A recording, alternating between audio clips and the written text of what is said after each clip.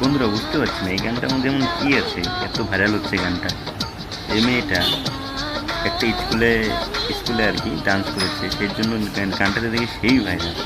2024 সালে ছেড়েছে আর গানটা এখন এসে ভাইরাল হচ্ছে 2025-এর লাস্টের দিকে, আগস্ট মাসে। তো গানটার মধ্যে এত কী আছে কিচ্ছু জানি না। তো গানটা আমিও দেখছি, তাই তোমাদের কাছে শেয়ার করলাম।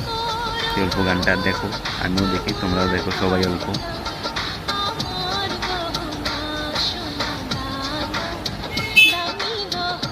ভালো লাগলে অবশ্যই বলবো কিন্তু, হ্যাঁ। আমার মুখটা